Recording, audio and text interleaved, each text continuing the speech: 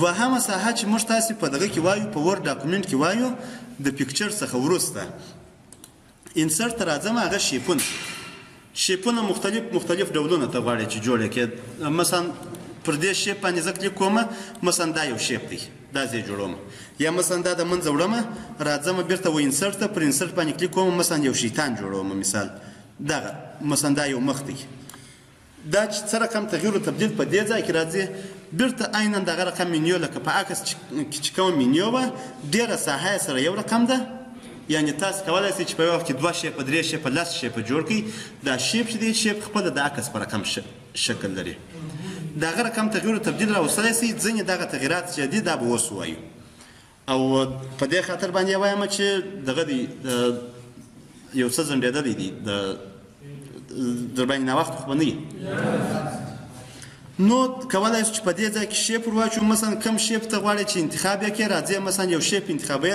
مختلف شیپونه دي، کولی شئ چې رسم پکښې کې وکړئ، کولی شئ چې نور شکلونه پکښې کې جوړ کړئ. مثلا زه غواړم چې دا شیپ رسم کړم، دا شیپ دا دی جوړ شو.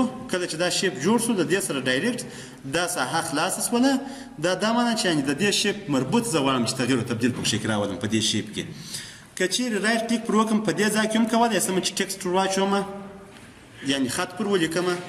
که چیرې غواړم چې دغه عکس دا شیپ فیل دا په عکس باندې دغه کړم ډک کړم، مثلا دا یم ورک اپلاین راځم و پکچر ته چې بیا په آینده کې دغه سوال ونه کړي چې دا څه رقم زه کولی شم چې دا دغه شیپ عکس ور واچوم. کولی شئ چې فقط د شیپ فیل څخه موږ استفاده وکړو. شیپ فیل صحیح دی. نو دا تغییر او تبدیل کولی شو. ورپسې مثلا په دې ځای کې زه مثلا احمد نوشته کوم مثال. که چیرې زه دا خط سلیکټ کړم د خط مربوط کم تغییر او تبدیل ښه د خط مربوط چې تغییر او تبدیل زه غواړم چې راولم هغه په دې ځای کې راوستلی شم. بیرته به شیپ خپل اصلي حالت ته راولم. دا شیپ جوړ شو.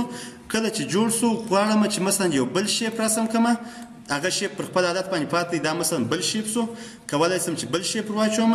ورپسې په دې ځای کولی شم چې چینج شیپ کم شیپ چې ما دلته په دې ځای کې انتخاب کړی دی، هر شیپ چې ما انتخاب کړی دی زه کولی شم چې په هغه کې یوازې تغییر راولم یا ډول یې ور چینج کړم. مثلا دغه شیپ چې دی دا زه غواړم چې مثلا چینج شیپ پر دې شکل باندې کړم. هغه دغه دی هغه شیپ دی، فقط تغییر یې ورکړئ، ډول ته یې تغییر ورکړئ.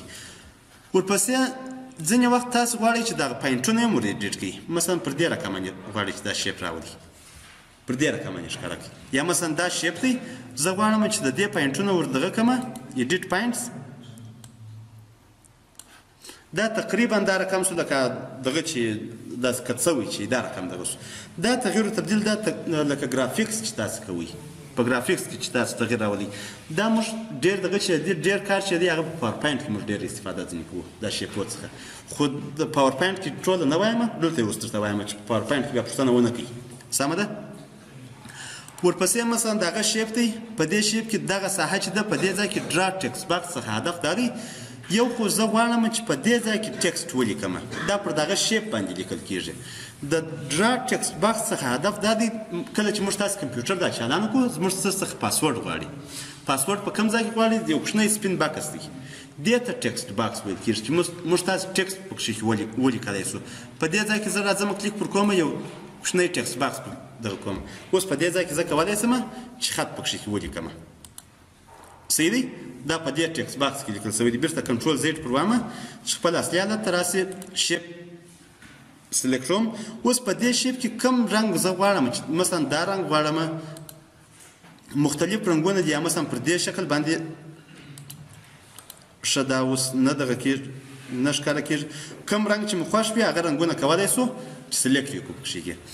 ورپسې شیپ فیل دا خو مو ووایه د دې لپاره استفاده کېږي. دغه دا شین رنګ چې دی د دې پر ځای باندې زه غواړم چې تور رنګ ورکړم، یا مثلا د دې پر ځای باندې زه غواړم چې مثلا پر دې رقم باندې رنګ ورکړم، ابي رنګ ورکړم بیرته، یا مثلا پر دې رقم باندې رنګ ورکړم. دا د شیپ ټوله ساحه دی فیل کوي یا ډکوي. ورپسې شیپ آوټلاین څخه هدف دا دی دا د شیپ بارډر څه رقم دی، څه رقم غواړي چې رنګ ورکړي. مثلا غواړي چې ژړ رنګ ورکړي، داس ډېر نه معلومېږي. او دا رقم یو رنګ دا اوس یو لږ به شاید زه به فقط دا د شیپ ډول واړم، اوس معلومېږي. او په هغه ځای کې معلومیږي که نه معلومیږي؟ ما ته خو معلومیږي په کمپیوټر کې.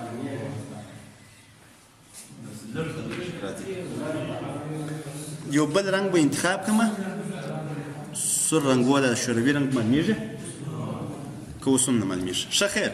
خو د دې څخه هدف دا دی چې موږ تاسو د شیپ شاوخوا بارډر سره کوم غواړو چې رنګ یې کړو، کولی شو چې هغه وکړو. شیپ افیکټس عینا دا رقم کار کوي لکه موږ تاسو چې په عکس کې دغه کوي، په عکس کې چې مو وکتئ پر څه رقم باندې غواړئ چې دا شیپ تا ته ښکاره شي. مثلا زه بیا غواړم چې مثلا پر دې رقم باندې دغه شیپ راته ښکاره شي، وینئ یاوه دا ساحه. ورپسې مثلا په 3D کې شاید ډېر ښه راته معلوم شي، پر دې رقم باندې تغیر او تبدیل کولی شم چې پکې راولم. دغه 3D شکلونه چې دي دا په پاور پوینټ کې ډېر ښایسته پریزنټیشنونه ځینې جوړېږي. یوازې پریزنټیشن نه، ډېر ښایسته کارتون هم جوړېدای شي او هغه کولی شي چې تاسې خپله جوړ کړي کارتون. یعنې حتمي دا نه دی چې مثلا کارتون هغه موږ چې په دغه کې ګورو، په ټلویزیون کې چې ګورو، هغه کېدای شي چې دلته په پاور پوینټ کې جوړ شي ځینې. دا ساحه چې ده، دا ساحه اوس بنده ده. دا ساحه په دې خاطر باندې بنده ده چې موږ تاسې په دې شیپ کې خط مو نه دی لیکلی درست پرې. که چیرې زه ټکسټ پکښې ولیکم، وینې ساحه فعاله شوله. مثلا زه احمد نوشته کومه، دغه احمد توری چې دی دا به یو څه غټ کړمه، معلومیږي یوه. دا شیپ به هم یو څه غټ کړمه، دا به ډیلیټ کړمه ځینې، دا یم ډیلیټ. صحیح دی؟ اوس په دې د دې عکس مربوط په دې شیپ کې چې دغه خط نوشته دی، په دې شیپ کې څه رقم تغییر او تبدیل چې تاسو خوښ دی هغه تغییر او تبدیل کولی شئ چې پکې راولئ. مثلا پر دې رقم باندې دا خط درته ولیکل شي. ما ته مه ګوره، ته ما ته ولې ګوره. که چیرې دغه دلته زما سره یې پروجیکټر ما د ځان سره نیولی خو صحیح دی. تا ته نه وایم وګوره شاته چې ناست دی، دا دویم نفر. نو ورپسې مثلا څه رقم غواړم چې رنګ یې تور شي د دې خط، یا مثلا پر دې رقم باندې شي. صحیح دی؟ اوس څنګه؟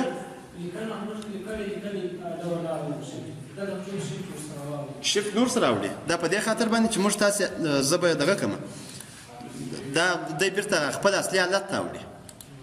هغه ما چې څه رقم پر 3D شکل باندې دغه کړي وو، دی هغه شکل ته راوړي. دی فقط مثلا زه پر دې ځای باندې کلیک کوم، په دې ځای کې چې زه کوم تغییر او تبدیل غواړم چې راولم، دی ما ته راښکاره کوي. بیرته چې زه کرسر د باندې کښېږدم، دی بیرته هغه حالت ته ځي چې ما اړولی و ورته. که نه منې د هغه دپاره بیرته راسو، یا ښه دی داسې یو دغه درته پیدا سو. مثلا دا شیپ دی، پر دې ځای باندې زه غواړم چې ټکسټ ولیکم، دا مثلا احمد، دا به سلیکټ کړم، یو څه به یې دا سایز ور غټ کړم چې په سترګو دې درنه نوځي. معلومیږي یوه. اوس چې زه تغییر او تبدیل په دې ځای کې راولم، که چیرې و فارمټ ته راسم، په فارمټ کې دغه ساحه که چیرې مثلا زه دغه کړم، دی یوازې په خط کې تغییر راولي. په هغه ځای کې په دې خاطر باندې چې ما پر دا شیپ باندې دا 3D شکل باندې ما اړولی و. ورپسې مثلا بیا دغه خط سلیکټوم، راځم مثلا پر دې شکل باندې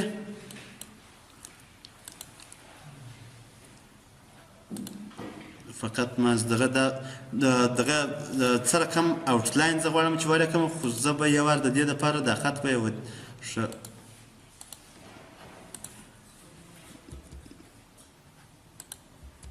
دا به ډیلیټ کړم. مثلا دا خط چې دی، دا خط زه غواړم چې پر دې شکل باندې یې کړم. او اوس د دې خط اوټلاین څه رقم غواړم چې ښکاره کړم. اوټلاین چې د خط شاوخوا پوره ګرځېدلي یوه تور سو، معلومیږي یوه. ورپسې په دې ځای کې څه رقم کولی شم چې و دې خط ته څه رقم ریفلیکشن ورکړم. اوس به بیا راته وایي چې دا خط ولې داسې سره واوښتی. مثلا 3D شکل باندې زه غواړم چې پر دې رقم باندې ښکاره کړم، پر دې رقم باندې ښکاره کړم، پر هر رقم باندې چې خوښ وي، پر هغه رقم باندې کولی شو چې موږ دا خط، یا مثلا پر دې رقم باندې ریفلیکشنونه، مختلف ریفلیکشنونه دي چې دا تغییر او تبدیل موږ کولی شو چې پکښې راولو. مثلا پر دې رقم باندې، پر دې رقم باندې، پر دې رقم باندې، هر ډول چې ستا خوښ وي کولی شي چې هغه ډول انتخاب کړې پکښې. د دې څخه وروسته الاین ټکسټ ډایرکشن. ټکسټ ډایرکشن څخه هدف دا دی په شیپ کې چې تا کوم خط لیکلی دی هغه ډایرکشن یې څه رقم وي.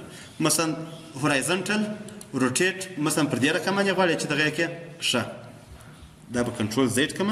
دا خو ماوس شیپ دغه کړی دی. زه غواړم چې دا خط کې یوازې تغییر راولم. په خط کې چې تغییر راولم مثلا پر دې رقم باندې، صحیح دی؟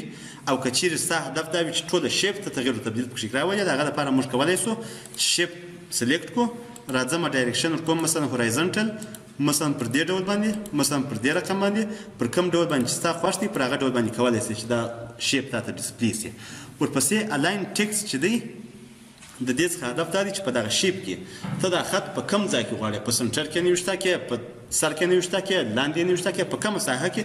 مثلا ټاپ زه دغه کومه اوکې کومه په ټاپ کې راغلی صحیح دی. ورپسې مثلا میډم نوشته کومه په منځ کې راځي. ورپسې مثلا بټم نوشته کومه تقریبا یعنې ډېره ساحه یې لوړه پاتې ده، لږ ساحه یې لاندې پاتې ده، په اخر کې راځي د دې. او دغه شیپ چې دی ښه کریټ لینک وروسته وایو. دغه نور دغه چې و دا پوزیشن و رپ ټیکسټ و برینګ فارورډ و سینډ بیکورډ دا ساحې دا موږ تاسې په عکس کې ویلې، فکر کوم ویلو ته به یې ضرورت نه وي.